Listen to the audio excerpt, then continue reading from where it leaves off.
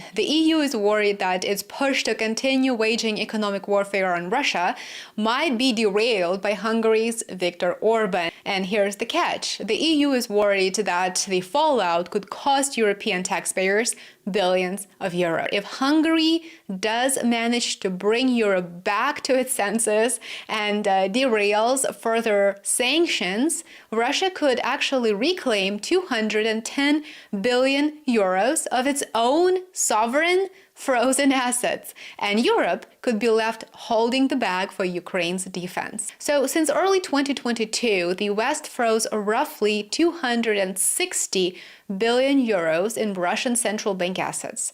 These assets became the financial foundation for a 50 billion euro loan to Ukraine, which they would have to repay or surrender national resources. Estonia is aware that as the Trump administration is pushing for the conflict to end, if sanctions expire and the assets are unfrozen, the EU and the United States are suddenly liable. Nobody wants to be liable for that amount of cash, of course. Here's the bad news. That's not just a, political problem. It is a direct hit to taxpayers across Europe. Hungary's Prime Minister Viktor Orban hinted at vetoing the renewal of EU sanctions on Russia. The problem is the EU appears to have no clear plan B.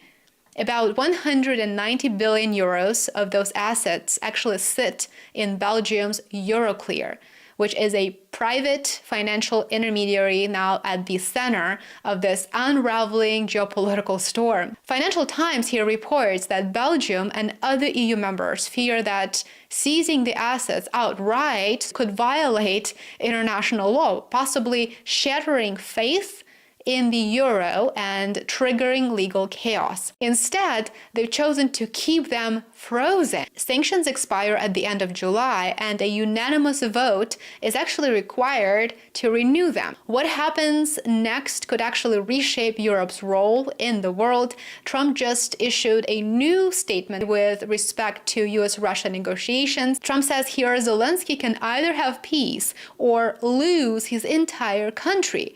But one way or another, this war will end. Zelensky's refusal to come to terms with reality cost human lives. The EU, of course, is worried about having to give back Russia's sovereign assets, not about the lives of those whom the EU uses to protract the conflict.